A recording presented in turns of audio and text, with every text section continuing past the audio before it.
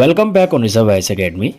आज की इस वीडियो में हम यूपीएससी मेंस की जो जीएस पेपर हैं, जीएस पेपर 1, 2, 3 और 4, इनके सिलेबस को एक एक कर डिटेल में एनालिसिस करेंगे। इनके बारे में जानेंगे कि कौन कौन से विषय इनके सिलेबस में शामिल है। चलिए शुरू करते हैं। तो शुरू करते हैं हम सिलेबस से। यूपीएससी मेंस जीएस पेपर 1, भारतीय विरासत और संस्कृति, विश्व का इतिहास एवं भूगोल और समाज, Indian heritage and culture, history and geography of the world and society. तो जीएस पेपर 1 को मुख्यतः हम 4 सब्जेक्ट में बांट सकते हैं: इंडियन हिस्ट्री, वर्ल्ड ज्योग्राफी और सोसाइटी।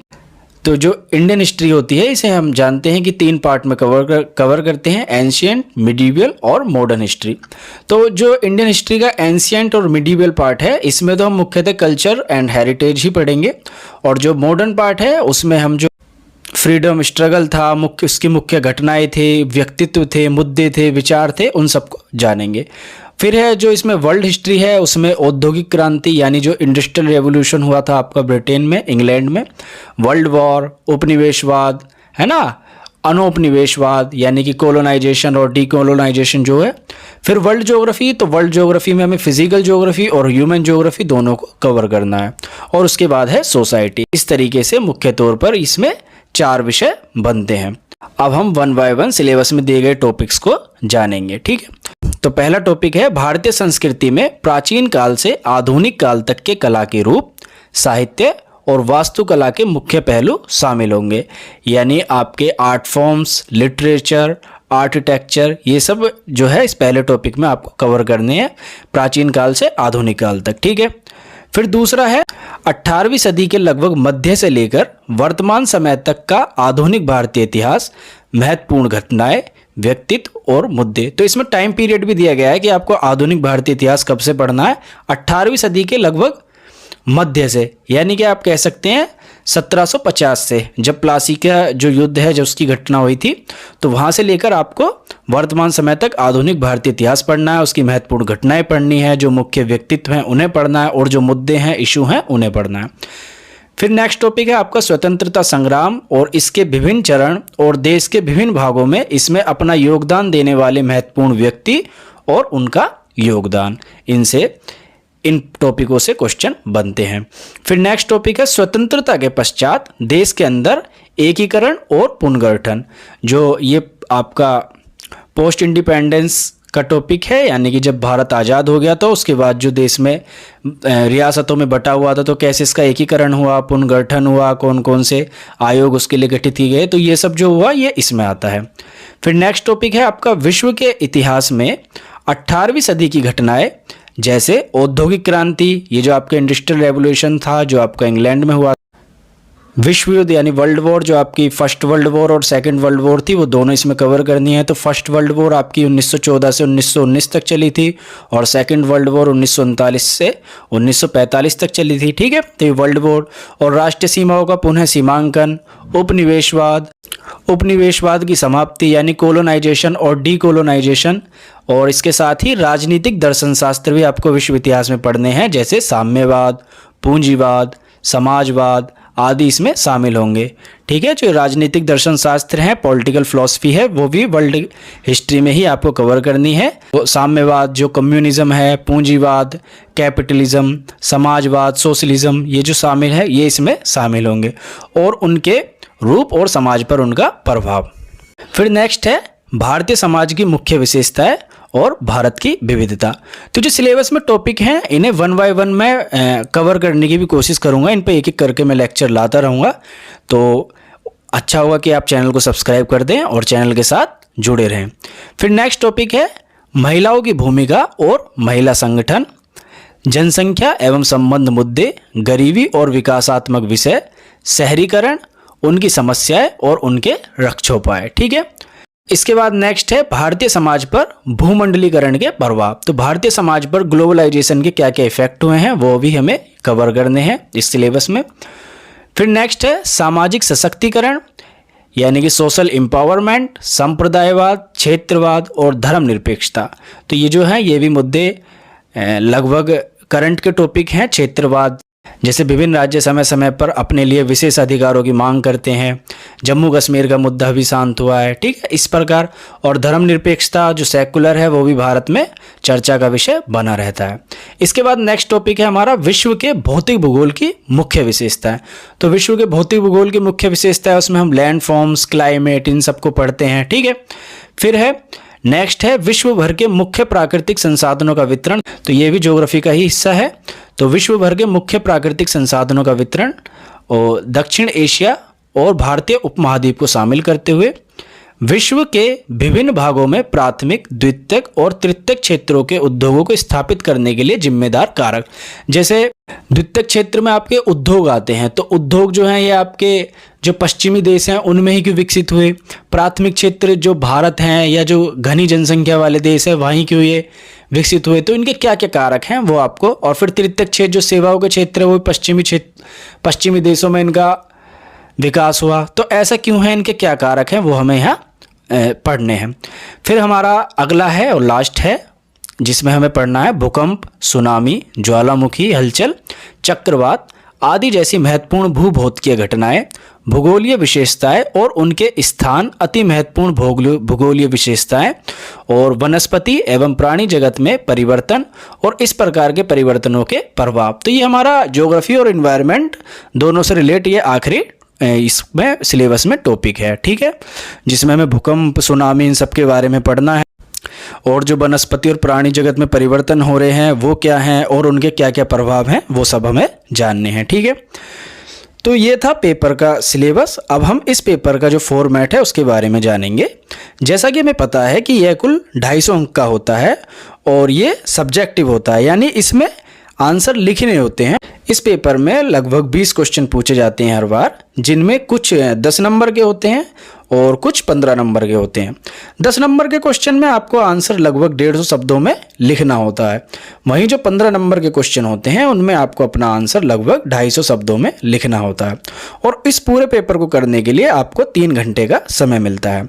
तो ये थी इस पेपर के सिलेबस के अतिरिक्त अन्य जानकारी। हम जनरल स्टडीज 2 जो है मेंस, यूपीएससी मेंस का, जो शासन व्यवस्था, शासन प्रणाली, सामाजिक न्याय तथा अंतर्राष्ट्रीय संबंध से संबंधित है उसका सिलेबस डिस्कस करेंगे। तो ये पेपर भी कुल 250 अंक का होता है, जिसे करने के लिए आपको 3 घंटे का समय मिलता है। यूपीएससी मेंस का जनरल स्टडीज 2 मुख्यतः पॉलिटिकल साइंस से संबंधित है, जिसमें governance, constitution, polity, social justice, international relation जैसे मुख्य विषयों से टॉपिक शामिल हैं। तो अब 1 बाय 1 सिलेबस में दिए गए सभी टॉपिक्स को जानते हैं।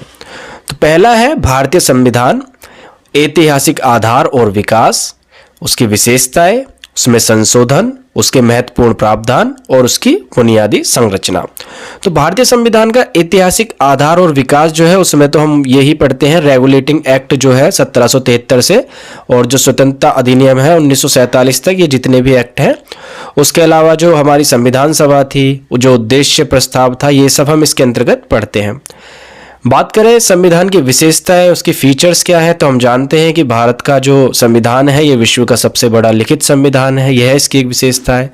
यह लचीला और कठोर है एक साथ, ये संघात्मक भी है और एकात्मक भी है, तो ये इसकी विशेषताएं हैं। संशोधन हम जानते ही हैं, इसमें जो संशोधन है हुए हैं अभी तक लगभग 102 संशोधन संविधान में हो चुके हैं। इसके अलावा महत्वपूर्ण प्रावधान, सिग्निफिकेंट फीचर्स, जैसे इसके फंडामेंटल राइट्स हैं, डीपीएसपी हैं, directive principle of state policy और जुडिशियल रिव्यू, ये सब इसके महत्वपूर्ण प्रावधान हैं। और बुनियादी संरचना में, बुनियादी संरचना जो है आपका बेसिक स्ट्रक्चर जो है संविधान का, उसका सिद्धांत क्या है और इससे जुड़े जो निर्णय मामले हैं जैसे केशवानंद भारती मामला है, तो ये सब हमें इसके अंतर्गत पढ़ने हैं, ठीक है। फिर नेक्स्ट है हमारा संघ और राज्यों के कार्य एवं उत्तरदायित्व, संघीय ढांचे से संबंधित विषय और चुनौतियां, स्थानीय स्तर पर शक्तियों और वित्त का हस्तांतरण और उसकी चुनौतियां। तो संघ और राज्य के कार्य एवं उत्तरदायित्व, इसमें वही हमारा जो 7वीं अनुसूची है उसमें इनके उत्तरदायित्व बांटे गए हैं। उस सूची में 7वीं अनुसूची में 3 सूचियां शामिल की गई हैं। राज्य सूची, केंद्र सूची और समवर्ती सूची। ठीक है, तो उनमें इनके अलग अलग कार्य बांटे गए हैं। और फिर इनका विधायी कार्य क्या है, इनके वित्तीय कार्य क्या है, इनके प्रशासनिक और अर्धन्यायिक कार्य क्या है। ठीक है, तो ये सब जो संघ और राज्य के कार्य और उत्तरदायित्व हैं उनमें हम ये पढ़ते हैं। फिर संघीय ढांचे से संबंधित विषय और चुनौतियां, जैसे कि भारत में संघीय संरचना है ना, और क्या भारत वास्तव में संघीय है, क्योंकि यहाँ कुछ ऐसी विशेषताएं देखने को मिलती हैं जो एकात्मक सरकार वाले संविधान में देखने को पाई जाती है। जैसे अखिल भारतीय सेवाएं हैं और राज्यों में राज्यपाल की नियुक्ति केंद्र सरकार द्वारा की जाती है ना।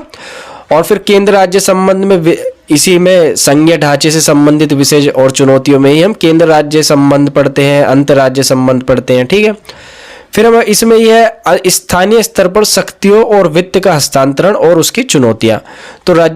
तो स्थानीय स्तर पर जो ये गवर्नमेंट होती है, ये मतलब ये जो आपके पंचायती राज है और ये नगर निगम है, तो इनमें इसके बारे में इसमें पढ़ना है हमें। तो इसमें वित्त का हस्तांतरण, उसकी चुनौतियां, तो इसमें राज्य सरकार की क्या भूमिका है, 11वीं और 12वीं अनुसूची इसके अंतर्गत पढ़नी है। राज्य वित्त आयोग की भूमिका पढ़नी है। ठीक है, फिर नेक्स्ट है विभिन्न घटकों के बीच शक्तियों का पृथक्करण, विवाद निवारण तंत्र तथा संस्थान। इसके बाद है भारतीय संवैधानिक योजना की अन्य देशों के साथ तुलना।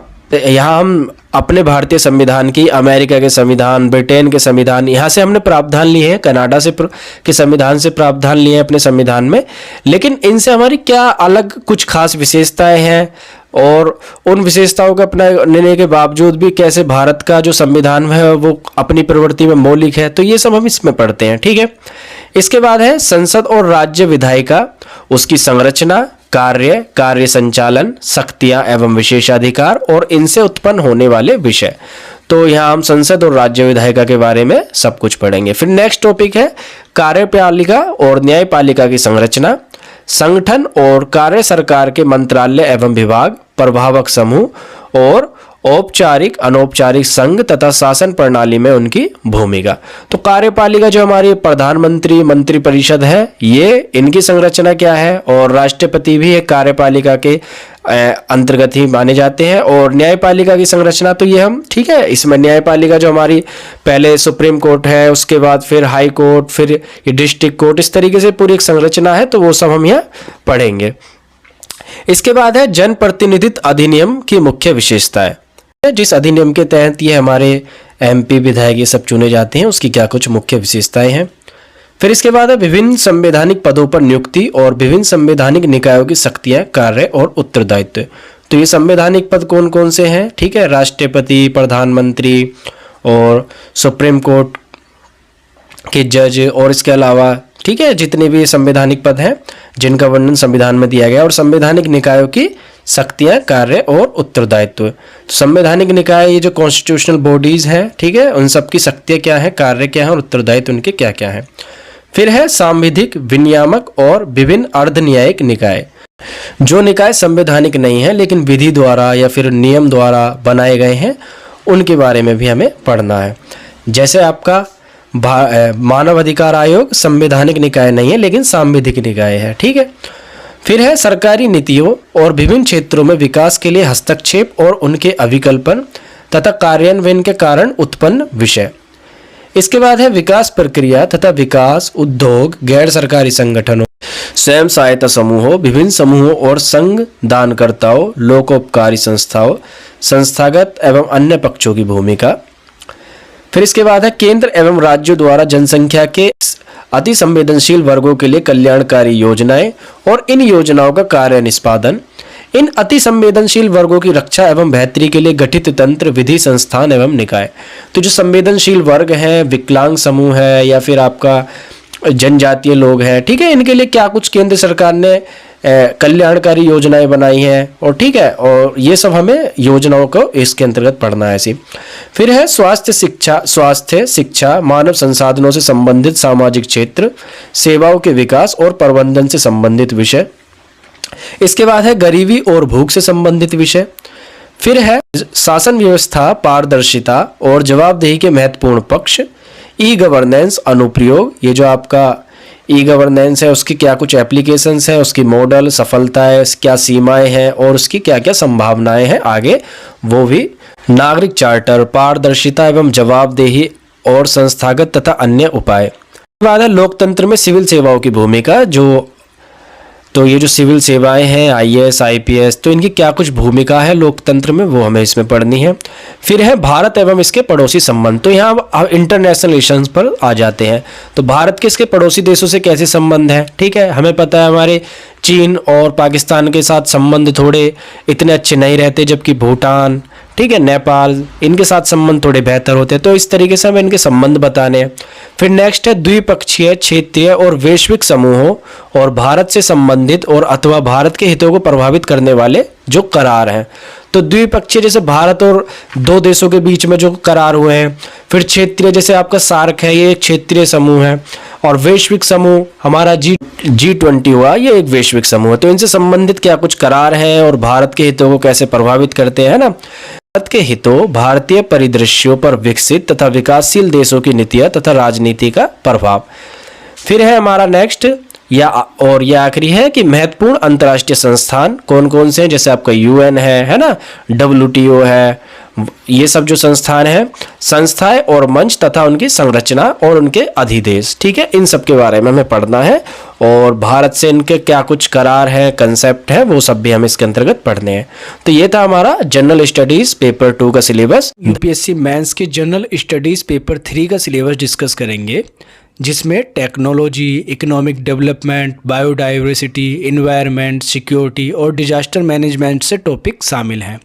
अब सिलेबस के सभी टॉपिक्स एक एक कर डिस्कस करते हैं। तो पहला है भारतीय अर्थव्यवस्था तथा योजना, संसाधनों को जुटाने, वृद्धि, विकास तथा रोजगार से संबंधित विषय।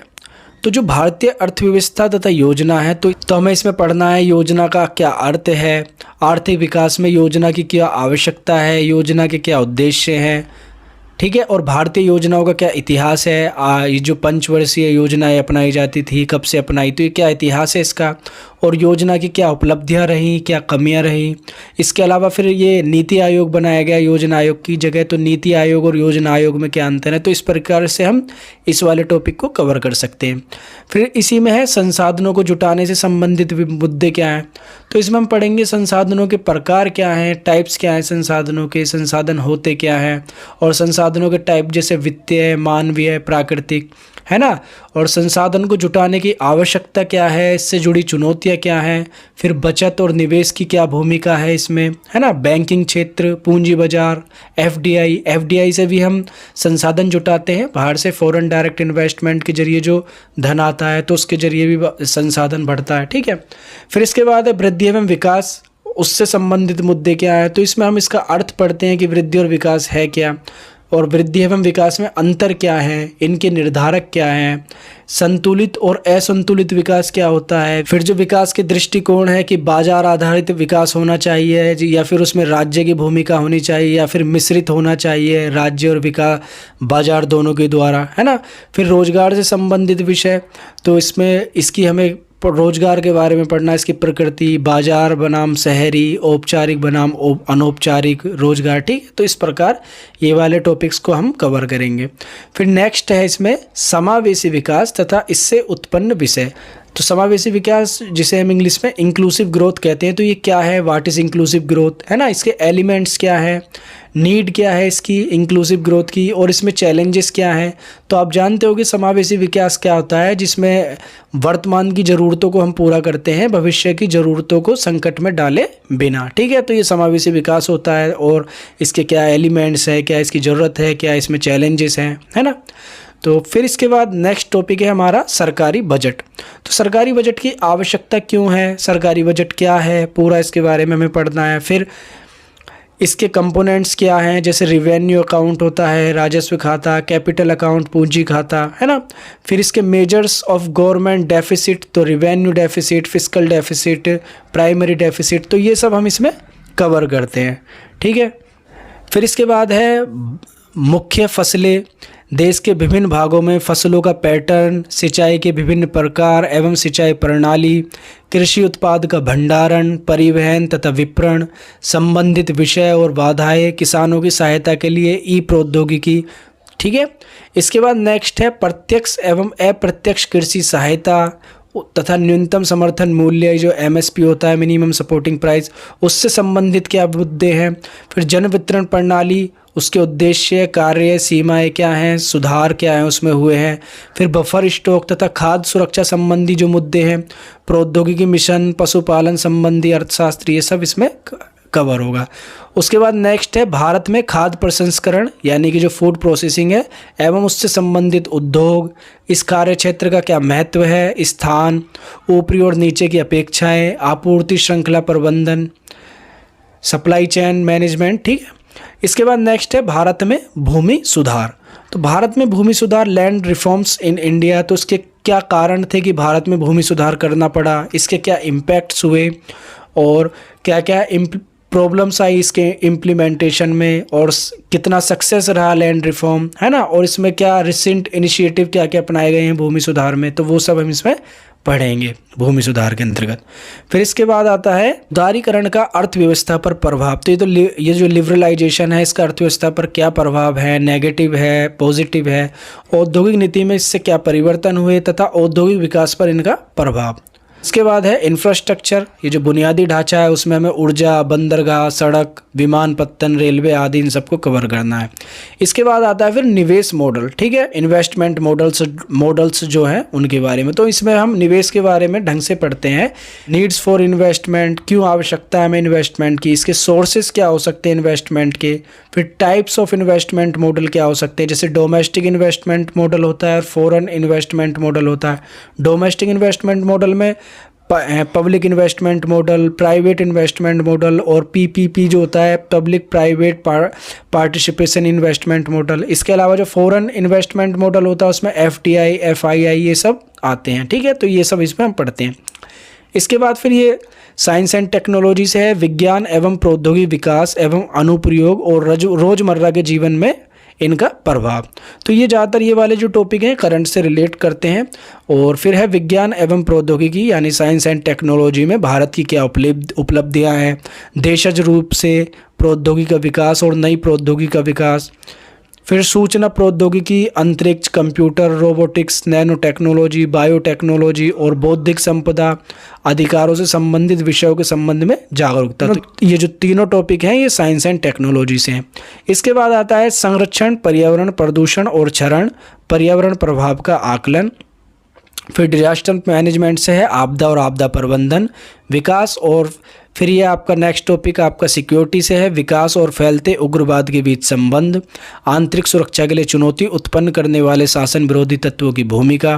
फिर इसके बाद है संचार नेटवर्क के माध्यम से आंतरिक सुरक्षा को चुनौती, आंतरिक सुरक्षा चुनौतियों में मीडिया और सामाजिक नेटवर्किंग साइटों की क्या भूमिका है, साइबर सुरक्षा की बुनियादी बातें, धन शोधन यानी मनी लॉन्ड्रिंग और इसे रोकना, सीमावर्ती क्षेत्रों में सुरक्षा चुनौतियां एवं उनके प्रबंधन, संगठित अपराध और आतंकवाद के बीच क्या संबंध है। फिर विभिन्न सुरक्षा बल और संस्थाएं तथा उनके अधिदेश। तो ये सब सिक्योरिटी का विषय है, उसके अंतर्गत ये सारे टॉपिक हैं, ठीक है। तो इस सिलेबस को हमने बारीकी से जान लिया है कि इसमें technology, economic development, biodiversity, environment और सिक्योरिटी और डिजास्टर मैनेजमेंट से क्या कुछ टॉपिक शामिल हैं। अब हम GS4 जो एथिक्स का पेपर है उसका सिलेबस डिस्कस करेंगे। जनरल स्टडीज पेपर 4 संबंधित है एथिक्स, इंटीग्रिटी एंड एप्टीट्यूड यानी नीति शास्त्र, सत्यनिष्ठता और अभिरुचि। अन्य GS पेपर की तरह यह पेपर भी 250 अंक का है। इसके सिलेबस में ही शुरू में मेंशन किया गया है कि इस प्रश्न पत्र में ऐसे प्रश्न शामिल होंगे जो सार्वजनिक जीवन में उम्मीदवारों की सत्यनिष्ठता यानी इंटीग्रिटी, ईमानदारी से संबंधित विषयों के प्रति उसकी अभिवृत्ति, उसका एप्टीट्यूड तथा उनके दृष्टिकोण तथा समाज से आचार व्यवहार में विभिन्न मुद्दों तथा सामने आने वाली समस्याओं के समाधान को लेकर उनकी मनोवृत्ति का परीक्षण करेंगे। इन आयामों के निर्धारण करने के लिए प्रश्न पत्र में किसी केस स्टडी का माध्यम भी चुना जा सकता है। तो यानी कि जो आपके समाज से और निजी जीवन है उसमें किस तरीके से आप लोगों से डील करते हो, इस तरीके का उसमें आपकी सत्यनिष्ठता, इंटीग्रिटी इनका किस तरीके से यूज करते हो, तो ये सब इसमें देखा जाएगा। मुख्य रूप से इनमें इन एरियाज को कवर किया गया है। तो इसका पहला है नीति शास्त्र तथा मानवीय सहसंबंध, एथिक्स एंड ह्यूमन इंटरफेस। तो एथिक्स का मानव से किस प्रकार संबंध है। तो पहला है इसमें कि मानवीय क्रियाकलापों में नीति शास्त्र का सार तत्व, एसेंस। ह्यूमन एक्शंस में एसेंस क्या है? तो इसका अर्थ मतलब इसे अगर हम जाने थोड़ा सा, अभी डिटेल में तो नहीं जानेंगे, लेकिन थोड़ा सा अगर इसकी बात करें मानवीय क्रियाकलापों में नीति शास्त्र का सार क्या है, तो इसका अर्थ इस प्रकार हम समझ सकते हैं कि मनुष्य जो भी कार्य करता है उनका असर उसके समाज पर भी पड़ता है, जिससे यह विमर्श आता है कि कौन से मानवीय कार्य नैतिक हैं और कौन से अनैतिक हैं। यानी कि अगर उनका असर समाज पर भी पड़ रहा है तो ये जरूरी हो जाता है कि वो ऐसे कार्य करे जो समाज के लिए भी उचित हो, ऐसा नहीं कि सिर्फ उसके फायदे के लिए और समाज को नुकसान पहुंचा रहे हो। तो इस तरीके से नैतिक और अनैतिक की धारणा उत्पन्न हो जाती है, ठीक है। और इसके लिए विभिन्न दार्शनिकों ने अपने अपने मत भी दिए हैं कि कौन सा कार्य नैतिक है, अनैतिक है, उचित है या अनुचित है। जैसे उपयोगितावादी दार्शनिकों के अनुसार जिस कार्य से अधिकतम व्यक्तियों को अधिकतम सुख प्राप्त हो वो कार्य उचित है, ठीक है।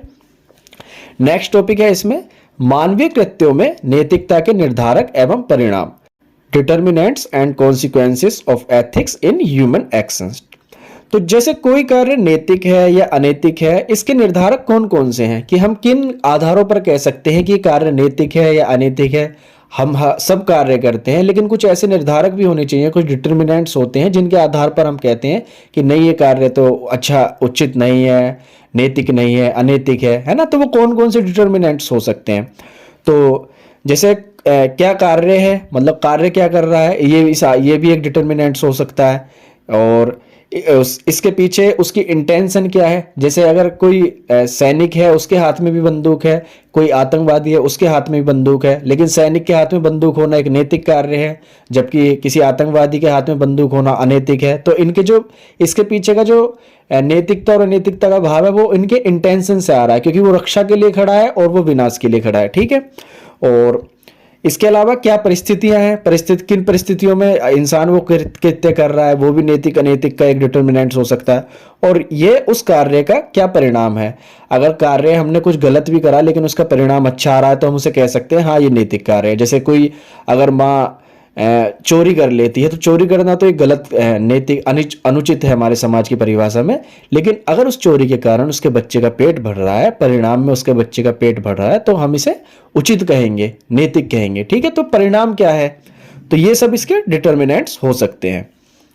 ये सभी इसी कार्य और तो ये जो है सभी किसी कार्य के नैतिक या अनैतिक होने के निर्धारक हो सकते हैं। नेक्स्ट है नीति शास्त्र के आयाम, डायमेंशंस क्या क्या है इसके। निजी और सार्वजनिक संबंधों में नीति शास्त्र, निजी संबंधों में नीति शास्त्र कैसा हो सकता है, जैसे परिवार, निजी संबंध हमारे जैसे फैमिली से हमारा रिलेशन है तो उसमें ईमानदारी होना चाहिए, सच होना चाहिए, ठीक है। जबकि जब सार्वजनिक संबंधों में बात आए तो उसमें सत्यनिष्ठता, ऑब्जेक्टिविटी होनी चाहिए, हम किसी पूर्व धारणा से ग्रसित नहीं होने चाहिए जो समाज से डील कर रहे हो कि इस समाज के लोग तो ऐसे होते हैं, इस समाज के, मतलब कोई पूर्व धारणा नहीं होनी चाहिए, ऑब्जेक्टिविटी होनी चाहिए, ठीक है। जो कार्य है हमारा उसी पर ध्यान होना चाहिए और किसी प्रकार की एजम्पशन हमें अपने दिमाग में नहीं रखनी होती। और फिर है मानवीय मूल्य, ह्यूमन वैल्यूज। तो इसमें महान नेताओं, सुधारकों और प्रशासकों के जीवन तथा उनके उपदेशों की शिक्षा, तो यहाँ गांधी, इन सब के जो विचार हैं वो हमें यहाँ समझने होंगे। फिर नेक्स्ट है मूल्य विकसित करने में परिवार, समाज और शैक्षणिक संस्थानों की भूमिका। तो जो हमारे ह्यूमन वैल्यूज हैं, ईमानदारी है, सत्यनिष्ठा, इन सबको विकसित करने में परिवार की क्या भूमिका होती है, समाज की क्या भूमिका होती है और शैक्षणिक संस्थानों की क्या भूमिका होती है। तो सबसे पहले जो हम अपने वैल्यूज जो हमारे क्रिएट होते हैं वो हमारे परिवार से होते हैं। जैसे अगर हम किसी हिंदू ब्राह्मण फैमिली में है तो हमारा मूल्य हो गया कि हम शाकाहारी हैं, हमें मांस नहीं खाना चाहिए। लेकिन हम किसी मुस्लिम फैमिली में हैं तो हम जो मतलब नॉन वेज है उसको खाना भी उचित होगा, नैतिक होगा। तो इस तरीके से परिवार से भी हमारे जो मूल्य हैं वो बनते हैं। फिर समाज हमें क्या सिखाता है, जिस प्रकार का हमारा समाज है उसी प्रकार की हमारी धारणा होती है। फिर उसके बाद शैक्षणिक संस्थान भूमिका निभाते हैं और उसमें जैसे आपने जेएनयू में देखा हुआ कि यहाँ के आपकी विचारधारा बदल जाती है अगर, तो उस तरीके से मतलब ये सब हमारी मूल्य को विकसित करने में अलग अलग भूमिका निभाते हैं। इसके बाद इसमें नेक्स्ट है आपका अभिवृत्ति यानी एटीट्यूड। अभिवृत्ति का सामान्य अर्थ होता है, यानी एटीट्यूड जो होता है उसका सामान्य अर्थ होता है कि किसी विषय यानी किसी मनोवैज्ञानिक विषय, किसी साइकोलॉजिकल ऑब्जेक्ट या के बारे में, जैसे व्यक्ति, वस्तु, समूह और विचार, स्थिति या कुछ और जिसके बारे में कोई भी भाव आ सके, उसके प्रति आपका भाव क्या है, सकारात्मक है, नकारात्मक है। ठीक है, तो इसका हमें एटीट्यूड का हमें कंटेंट लिखना है, सारांश लिखना है कि ये एटीट्यूड है क्या, इसकी संरचना बतानी है, फिर वृत्ति, विचार तथा संरचना के परिप्रेक्ष्य में इसका प्रभाव एवं संबंध, नैतिक और राजनीतिक अभिरुचि और सामाजिक प्रभाव और धारणा, परसुएशन, धारणा यानी परसुएशन जो हम अपनी बना लेते हैं किसी भी चीज के बारे में। फिर हमारा थर्ड टॉपिक है इसमें सिविल सेवा के लिए अभिरुचि तथा बुनियादी मूल्य, aptitude and foundational value for civil services. तो ये फाउंडेशनल वैल्यू कौन कौन सी हैं? सत्यनिष्ठता, इंटीग्रिटी, भेदभाव रहित तथा गैर तरफदारी, इम्पार्शलिटी एंड नॉन पार्टीशनशिप, वस्तुनिष्ठता, ऑब्जेक्टिविटी जो निष्पक्षता होती है, और सार्वजनिक सेवा के प्रति समर्पण भाव, कमजोर वर्गों के प्रति सहानुभूति, सहिष्णुता तथा संवेदना। तो ये सब फाउंडेशनल वैल्यू है सिविल सर्विसेज के लिए। इन सब के बारे में आपको पता होना चाहिए कि सत्यनिष्ठता क्या है, वस्तुनिष्ठता क्या है, इन्हें आप एक्सप्लेन कर दो इस तरीके से। ठीक है, और इनके लिए मैं एक एक सेपरेट लेक्चर भी लाता रहूंगा। ठीक है, जिससे ये पूरा सिलेबस को कवर करने की मैं जहां तक जितना करवा पाऊंगा उतनी आपके लिए कोशिश करूंगा। फिर नेक्स्ट है इसमें फोर्थ भावनात्मक प्रज्ञता यानी इमोशनल इंटेलिजेंस। तो मानव जो है एक इमोशनल प्राणी है, उसमें तरह तरह के भाव उठते हैं, कभी वो क्रोध में होता है, कभी वो खुशी में होता है, कभी वो दुख में होता है। तो ऐसे में उसे जब भाव की कोई तीव्रता हो, किसी भी प्रकार का कोई भाव हो, तीव्र हो, तो उस समय उसे कोई फैसला नहीं लेना चाहिए। इसे ही इमोशनल इंटेलिजेंस कहते हैं। ठीक है, बल्कि उसे शांत होकर ही फैसले लेने चाहिए। तो इसकी अवधारणा क्या है इमोशनल इंटेलिजेंस की, तथा प्रशासन और शासन व्यवस्था में उनके उपयोग और प्रयोग क्या क्या है। अगर आप बहुत भावुक हो तो वो भी बहुत अच्छा नहीं है, आप अगर सिविल सर्वेंट हो, क्योंकि आप फिर भावुक होकर फैसले लोगे और शायद जो नियम है उनका उल्लंघन कर सकते हो। ठीक है, फिर फिफ्थ है इसमें टॉपिक भारत तथा विश्व के नैतिक विचारकों तथा दार्शनिकों के योगदान। तो भारत और विश्व के जो नैतिक विचारक हैं तो उनमें जैसे गांधी हैं भारत के, अरविंदो हैं, और अन्य जो बाहर के दार्शनिक हैं उनमें बैंथम, कांट, मिल आदि ये सब हो गए। तो इन सब के जो दार्शनिकों के योगदान है उनको हमें जानना होगा। फिर सिक्स्थ टॉपिक है लोक प्रशासनों में लोक सिविल सेवा मूल्य तथा नीति शास्त्र, public civil services values and ethics in public administration. तो स्थिति तथा समस्याएं, सरकारी तथा निजी संस्थानों में नैतिक चिंताएं, दुविधाएं, क्या क्या डायलेमाज होते हैं इनमें। फिर नैतिक मार्गदर्शन के स्रोत, जैसे डायलेमाज इस तरीके से हो सकते हैं कि कोई कार्य करना मतलब आपको पता है ये ठीक है, लेकिन पीछे से आपको कुछ और करने के लिए दबाव बनाया जा रहा हो, तो इस तरीके से डायलेमा उठ जाता है कि आप अपने सीनियर की बात माने जो आपको कुछ अनुचित करने के लिए कह रहा है, या जो फिर नियम के अनुरूप है वो आपको करना है। तो इस तरीके से डायलेमाज हो जाते हैं। फिर नैतिक मार्गदर्शन के स्रोत, ऐसे में जो आप अपना नैतिक मार्गदर्शन है वो किस तरीके से प्राप्त करेंगे, विधि से प्राप्त करेंगे, नियम से, विनियम से, या फिर जो आपकी अंतरात्मा कह रही है उसका आप उससे मार्गदर्शन प्राप्त करेंगे। फिर है शासन व्यवस्था में नीति शास्त्र तथा नैतिक मूल्यों का सुदृढ़ीकरण। उसके बाद है अंतर्राष्ट्रीय संबंधों तथा निधि व्यवस्था जो फंडिंग होती है उसमें क्या क्या नैतिक मुद्दे हैं। उसके बाद है कॉर्पोरेट शासन व्यवस्था। फिर सेवंथ टॉपिक है शासन व्यवस्था में ईमानदारी, लोक सेवा की अवधारणा, शासन व्यवस्था और ईमानदारी का दार्शनिक आधार, सरकार में सूचना का आदान प्रदान और पारदर्शिता, सूचना का अधिकार, नीतिपरक आचार संहिता, आचरण संहिता, नागरिक घोषणा पत्र, कार्य संस्कृति, सेवा प्रदान करने की गुणवत्ता, लोक निधि का उपयोग और भ्रष्टाचार की चुनौतियां। तो इन सबको हमें एक एक करके डिटेल में जानना होगा, कवर करना होगा। इसके बाद 8th है आपका कि उपयुक्त विषयों पर केस स्टडी, यानी कि जो भी आपने उपयुक्त विषय पढ़े हैं, एथिक्स इन ह्यूमन इंटरफेस और इमोशनल इंटेलिजेंस, एटीट्यूड, एप्टीट्यूड, ठीक है, इन सब के ऊपर किसी पर भी एक टॉपिक ऊपर केस स्टडी आएगी। मतलब उसमें इस तरीके की परिस्थिति रखी जाएगी कि जिनसे ये वाले टॉपिक कवर होते हो। जैसे अगर इमोशनल इंटेलिजेंस का है कि कोई बूढ़ी महिला है जिसके परिवार में कोई नहीं है गुजर भत्ते के लिए, और उसमें उनकी पेंशन बननी है लेकिन उनके पास राशन कार्ड नहीं है, तो आप इमोशनली अटैक होंगे उसमें क्या करना चाहिए। लेकिन नियम यह है कि अगर उनके पास कागज नहीं है तो उनको मतलब पेंसिल नहीं शुरू करनी है, तो इस तरीके से मतलब केस स्टडी रख देते हैं कि उसमें फिर उसके बाद आप क्या करेंगे, है ना। तो इस तरीके की केस स्टडी होती है।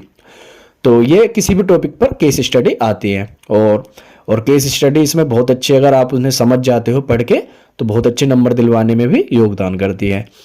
तो GS4 यानी एथिक्स का सिलेबस यहीं पर एंड होता है।